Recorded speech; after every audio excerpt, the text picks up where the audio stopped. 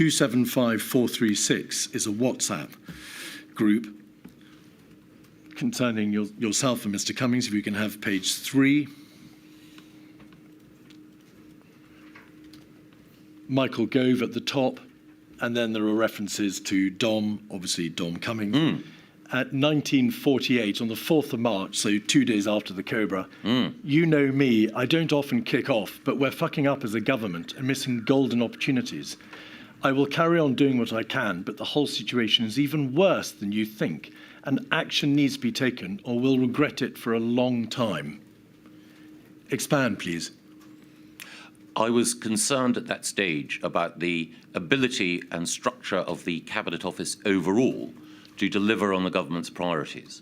COVID was in my mind, but it wasn't the principal thing that I was messaging about. It was about the Cabinet Office overall, including its ability to deal with COVID. I apologise to you and to the inquiry and to the public for expressing myself in the way that I did. I'm sure that you'll understand that this sort of thing happens between Well, speaking for my colleagues. part, no apology is required. But the point is, Mr. Gove, you are obviously concerned about the general position of the government. And Yes. on the 4th of March, what Yes. was the most pressing concern of government? Well, it was the coronavirus, but I was concerned about the Cabinet Office overall. I don't want to suggest that I was a perfect clairvoyant, very far from it. But it was the case, and I think I also emailed Mr. Cummings around this time as well to point out some of what I believed were the defects in the way in which the Cabinet Office operated. And I made the point then that the situation with coronavirus would only further expose the weaknesses in how the structure of government was set up. On 11/03/2020, 1853/45, Mr. Cummings refers to the Cabinet Office in terms in which he has, in fact, repeatedly referred to it. But he says this: they told us they had plan. And you say, indeed. What plan? A plan for what, Mr. Gove? I believe that Dom was referring then to a plan for the pandemic. Right. You were the Cabinet Office Minister on the 11th of March, on the breaking of the coronavirus wave upon this country. You are speaking to the Prime Minister's chief advisor, and you are agreeing that the Cabinet Office appears to have a deficient plan or no plan for addressing this unprecedented crisis. That is a terrible state of affairs, is it not? It is a deeply regrettable state of affairs. I mentioned earlier that on assuming responsibility overall for the Cabinet Office, I sought to initiate change. And as I say, I assumed responsibility on the 13th of February and then immediately sought to recruit additional personnel from within and without the civil service to support change, ordered a zero-based review of the Cabinet Office, asked for an improved analytical function. And as the first WhatsApp of the 4th of March indicates, I wanted to alert Dom to what I consider to be the scale of change necessary. Page 4. There is a reference to act today. Yes, at 12:03, 12th of March, 2300, 11 o'clock at night. I've now lost, yes, at the bottom of the page. If you could scroll back out, please. There we are. Michael Gove, you send to Mr. Cummings a link for what appears to be an article or an op-ed or piece of information entitled "Act Today or People Will Die." Yes. You were under no illusions about the seriousness of the government's position, were you? No. You were concerned that were not more stringent steps to be taken and were the government not to act more speedily, people would die. Yes. All right. 2 or 3 lines above the reference to tabletop exercise. The words, the central point to make was that the government had a plan to deal with this illness, and this was guided by science. Yes. I don't intend to ask you any questions about the doctrine of following the science, but what was the plan, as far as you understood it, that the government had in place to deal with the illness? What plan? You must have asked yourself. Yes, and the plan, and this was again emphasised in Cobra, was a plan to delay and contain the spread of the disease. The disease, however, overwhelmed that plan, Yes. to put it mildly. How delay, how contain, Mr. Gove? What was the plan for delaying, for practically stopping the spread of the virus into the United Kingdom and then containing it thereafter to the extent that delaying it thereafter to the extent containment was lost? What were the nuts and bolts of that plan, as far as you understood it to be? That we should use testing and contact tracing in order to monitor the spread of the disease and that seek to isolate those who were infected. You understood, of course, that that system dealt only with index cases, a relatively small number of travellers who had come into the United Kingdom, and that there was, beyond the first few hundred, absolutely no system for testing, tracing and isolating. Quite. And not only was the system at that time proven to be inadequate and overwhelmed, there were subsequent problems with testing and contact tracing throughout the pandemic. I would only add, however, that the initial evidence that ministers were presented with was that there was a low likelihood of asymptomatic transmission, and obviously we subsequently discovered, we all discovered that was not the case. That is to do with the overarching understanding of the characteristics of the virus, but focusing on what the Cabinet was told by the CMO about the nature of the plan. This was plainly a matter of the gravest concern, and you were being assured, don't worry, we've got a plan. Yes. And I want to ask you, what was your understanding of the mechanics of that plan beyond, well, we're going to contain it and delay it? That principally, but also that we had, as Chief Medical Officer, one of Britain's foremost epidemiologists, that we had a robust system within the NHS of providing surge capacity at certain moments, and that we had stocks of some of the drugs that might prove efficacious and of PPE. Of course, it was in the nature of our preparation that our preparation was for a flu pandemic, and that the PPE and drugs that we had were aligned with that type of pandemic, not the coronavirus pandemic, as it turned out. Even at that stage, Mr. Gove, it was known to everybody there was no antiviral or no therapeutic for this coronavirus. So that could have been of little solace. In terms of how it was envisaged that if the virus spread beyond the handful of travellers and index cases, infection control measures could be put into place, what debate was there? That debate only intensified or really took place later. I'm so sorry to interrupt. There was no debate about the nature, the existence of infection control measures at this stage in early February. Well, there was an observation or a series of observations about what was being done in East Asian countries, and particularly in China. And again, a central question that I know many of us will be asked to address is the wisdom or efficacy of lockdown. But I think, as the CMO, CSA and others have said, lockdown was an unprecedented departure for a country like the United Kingdom with its traditions of liberty. Normally, it would be the case that those who were infected, and visibly so, would be isolated, not an entire population being locked down. It was a very, very significant step, I believe, right and justified given the nature of the virus, but nevertheless a momentous one. The government response was deficient. There was a chaotic and dysfunctional element inside Number 10, inside the Cabinet Office, and the government, whether you put it in terms of, using your words, in terms of output or delivery was significantly off the mark, was it not? I think it was the case that there were specific failings, and we can go on to list them. But I would add two things.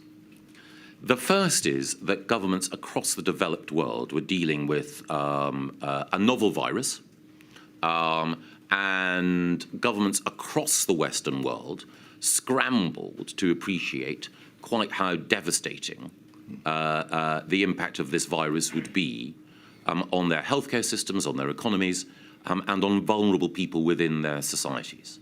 So, of course, mistakes and errors were made by the UK government, and some of them were unique and specific to the UK government. But I also think that we need to remember that governments everywhere made errors. This is not to excuse me from my responsibility for the mistakes that I made.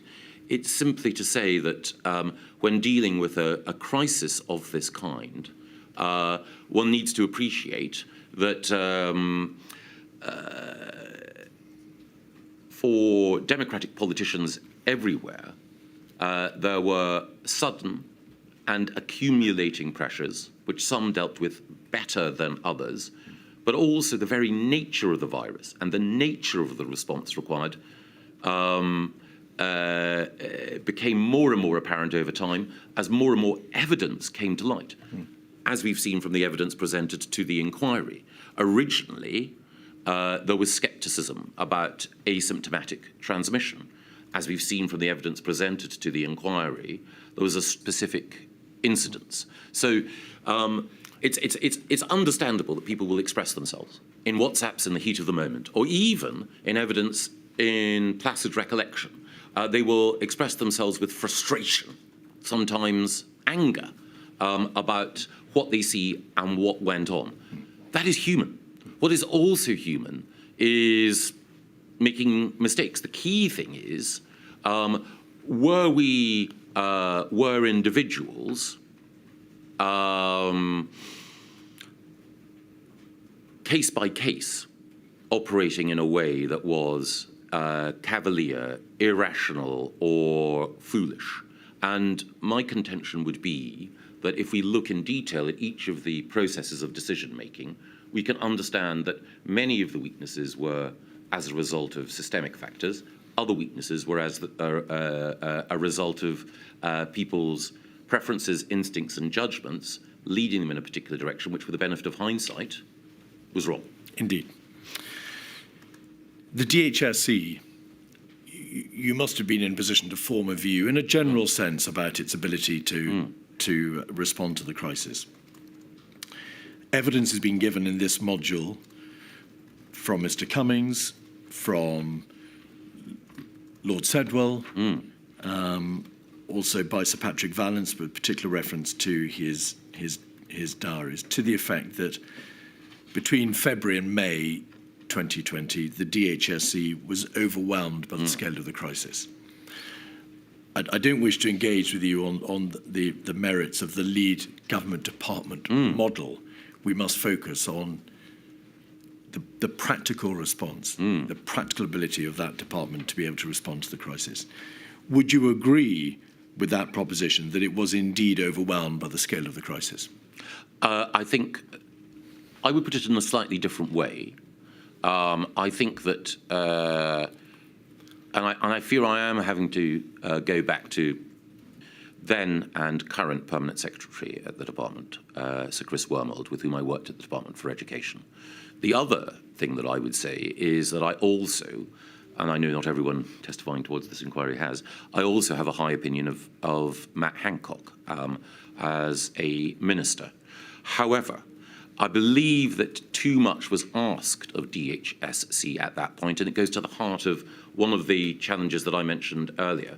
We should collectively have recognised that this was a whole system crisis at an earlier point and taken on to other parts of government the responsibility for delivery that was being asked of DHSC at that time. I think with the benefit of hindsight, those within DHSC felt we can do it. We can meet this hour. And I think that while that degree of commitment and leaning in is admirable in spirit, the truth is that at an earlier stage we should have broadened responsibility.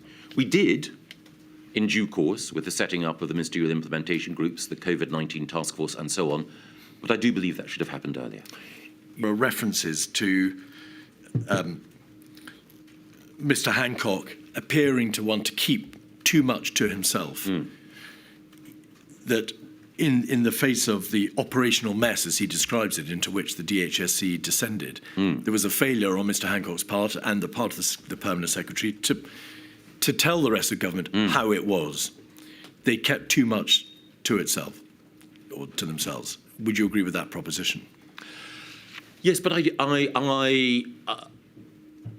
think that, as I've just described, it was a desire to rise to the occasion and a wish to not evade responsibility, actually, on their part.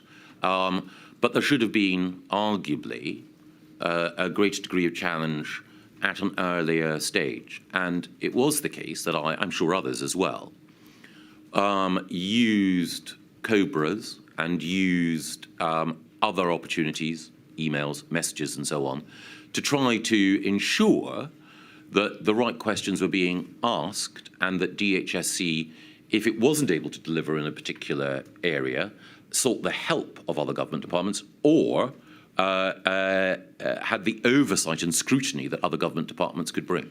Quite rightly, that Scotland, Wales and Northern Ireland receive funding more generous per capita than England. And on top of that, it is also the case Mr. Gove, let me finish. No, Mr. Gove. I know, I think it is important. Mr. I think it is critically important that I make this point, that furlough was UK-wide. Mr. Gove, I asked the questions here, please. Pause, please. Just pause. You are aware that my question is framed in the context of whether or not there was a significant problem in the context of the coronavirus crisis and whether devolved administrations felt that this issue of fiscal support was properly addressed.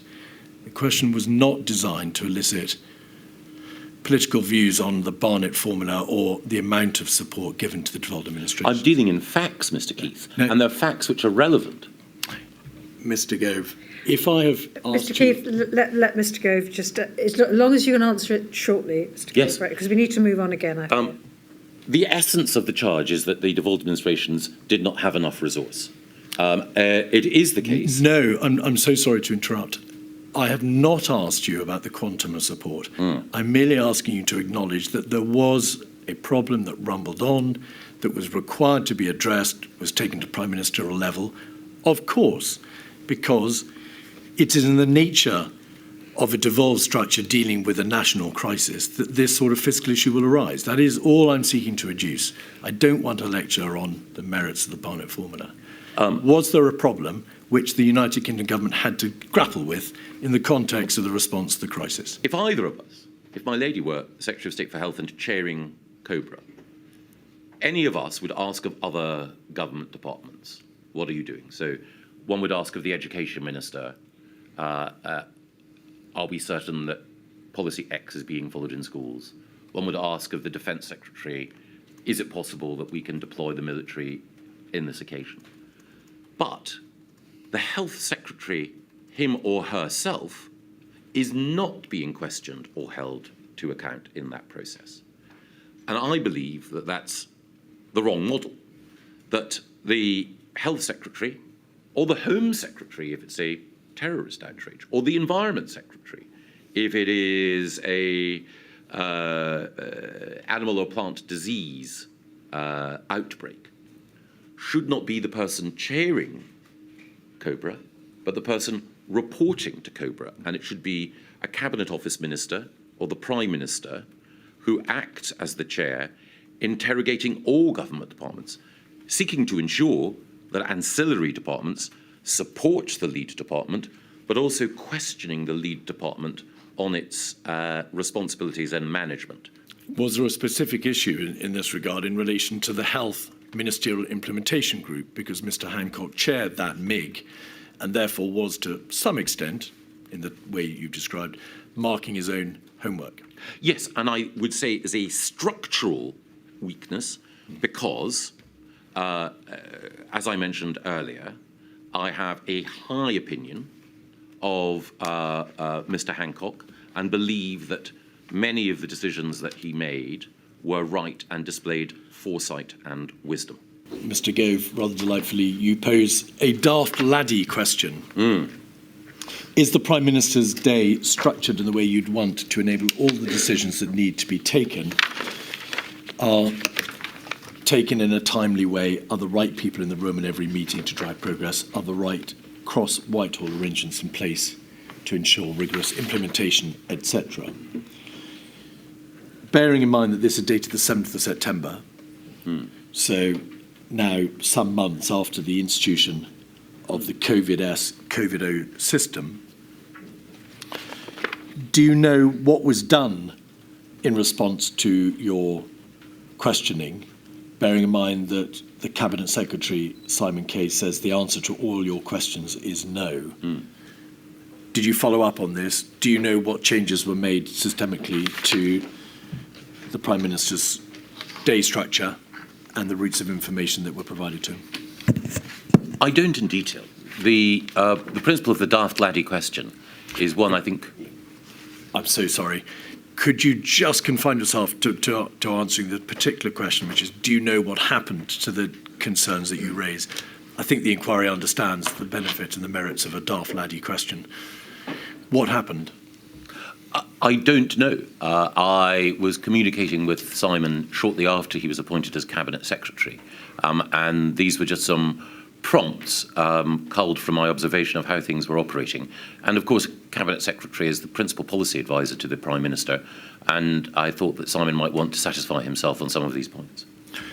As far as you can tell now, were there any changes in terms of the COVID-O structure or the Prime Minister's day-to-day meeting arrangements, or to the personnel who habitually and by constitution would be providing the Prime Minister with information on a daily basis?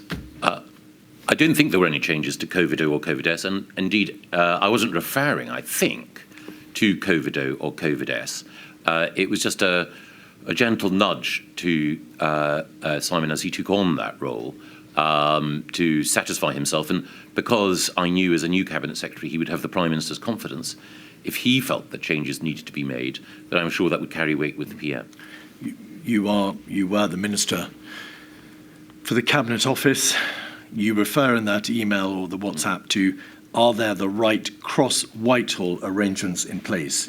XWH is cross-Whitehall. So you raise an issue of some significance in terms of the systematic arrangements in Whitehall. But why did you not follow it up? I think you referred earlier to the Prime Minister's own day. In terms of the right cross-Whitehall arrangements, I think part of that was just making sure that there was a flow of paper to the Prime Minister and that he had the right information necessary in order to be able to support me and other ministers in their work. And again, I think it was also right that the new Cabinet Secretary should satisfy himself. I think the cross-Whitehall arrangements that I was referring to, as well as making sure that the Prime Minister's paper flow was managed properly, was also a reference to making sure that some of the implementation that was partly COVID-O's responsibility to fulfil was done properly. On the 18th, Cobra decided to close schools from the 20th, just in very general terms, Mr. Gove. Did you have any direct dealings with the Prime Minister during the course of that week as to whether or not those more stringent measures needed to be applied? I ask you this because the evidence from Mr. Cummings has been that there was a widespread view, he said pretty much everyone considered the Prime Minister to be oscillating, not using his word, but that's the sense of it, in relation to his response.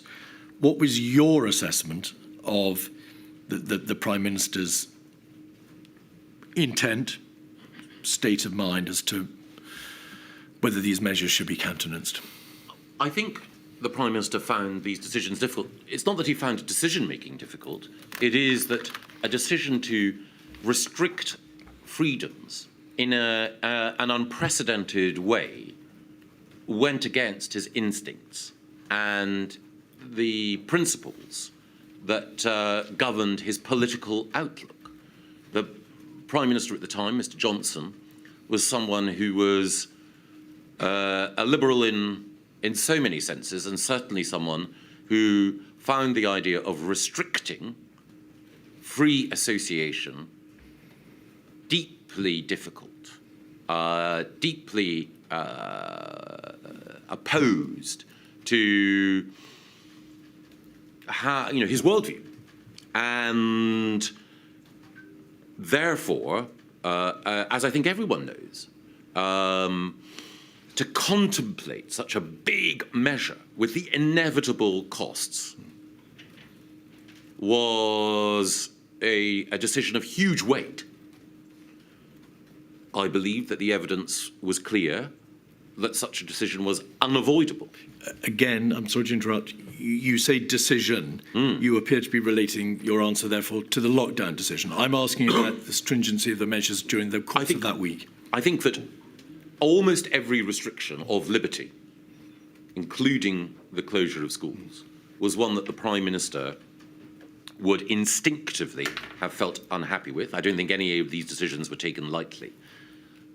In terms of the Prime Minister's decision-making style, the oscillation referred to, it's in the nature of the way that Boris Johnson worked that he wanted to see thesis, antithesis, that he preferred gladiatorial decision-making rather than inquisitorial. He wanted to see the two cases, or the three cases, rehearsed in front of him, or even rehearsed in his own mind.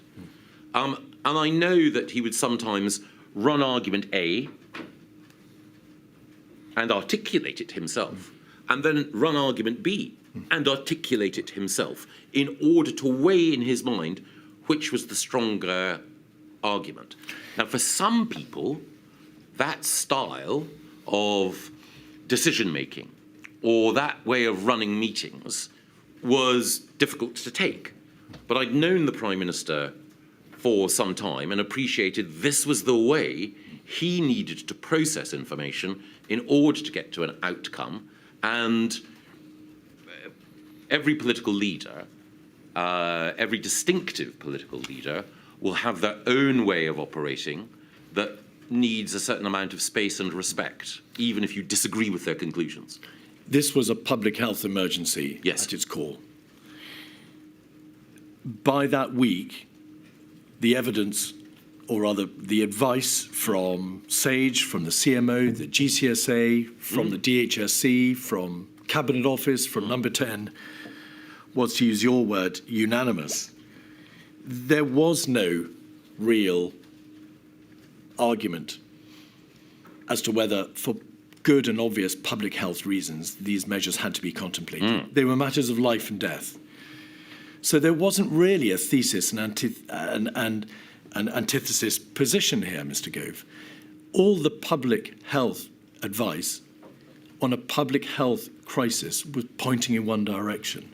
So on what basis could the Prime Minister push back and say, well, I've got material which does point the other way? There was no public health material pointing the other way. What's that? Well, the first thing is that the just a few weeks beforehand. No, I'm not beforehand. I'm not talking about that week. Oh no, quite. But in order, as your evidence shows, I was in a different position at that time to the Prime Minister. However, in fairness to him, just a few weeks beforehand, the point had been made that to impose these measures was too early. Yes, was problematic.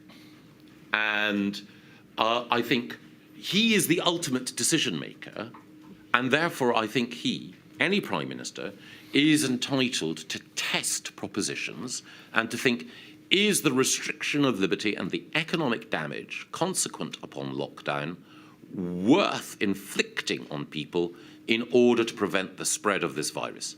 I believe that the evidence was clear, but I think it only fair to the ultimate decision maker that they have a chance to reflect on the momentous nature of the decision and to consider arguments against it.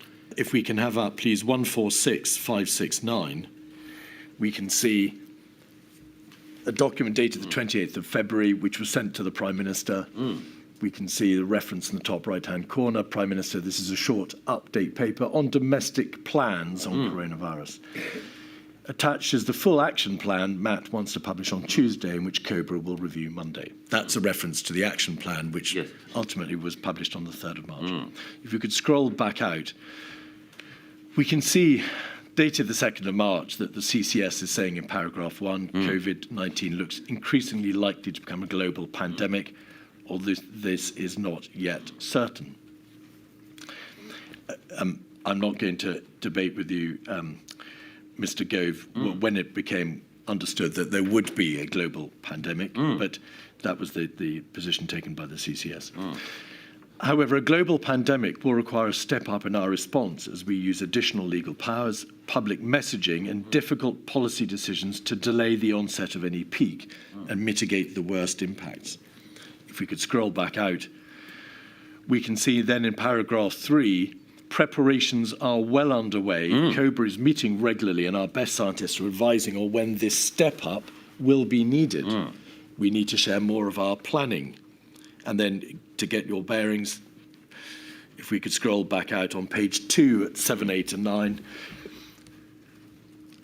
we can see strategic and tactical aims set out. Protect lives, contain the infection, delay the peak. We need to strike a balance between taking precautionary steps and overreacting. So, 2 questions, please. Were you privy to this document? Was this sent to you? Well, I appear to be on the CC list, but You do. I am not certain. I would have to check with my office that I actually received this document in this form. There was another variant of this document, of course, one without the note on the top, the Yes. handwritten note, which is why I've taken you to it. Yes. But do the best that you can then. There are repeated references to the preparation that would need to be done. A clear plan of activity will be required. And to the strategic and tactical aims. At this time, at the end of February, which is over a week after the lockdowns have been imposed in Italy, were you struck by the absence of detailed infection control plans, the practical measures which ultimately, of course, were imposed? Did it strike you that their omission from this core document from the Civil Contingency Secretariat was significant? I think it was only a week after that, the week commencing the 9th or 10th of March, that my concerns began to mount significantly. There's a reference to overreaction in paragraph 9. As cases spread across the world, the risk of overreacting is reducing. There was a meeting with the Prime Minister, which again you may not have attended, on that day, the 28th of February, and his private secretary's notebook refers to the fact that the Prime Minister stated the biggest damage would be done by overreaction. Yes. What was your view at this stage, around about the end of February, on the danger of overreacting? I recognised the case. I do not believe that it was at the end of February. I believe that it was just a little bit later. As I say, on the week beginning the 9th or 10th of March, that I became convinced that the danger was underreacting, not overreacting.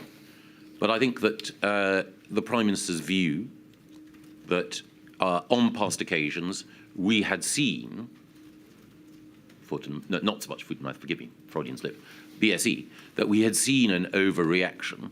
I think his natural concern was that if we paralysed the economy,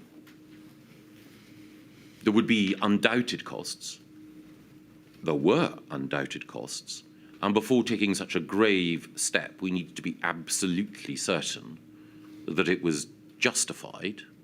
As I say, at the time, at this precise point, around the very end of February, I was inclined to give substantial weight to the Prime Minister's concerns, It was only in the succeeding days that I became more and more convinced, actually, that action was required.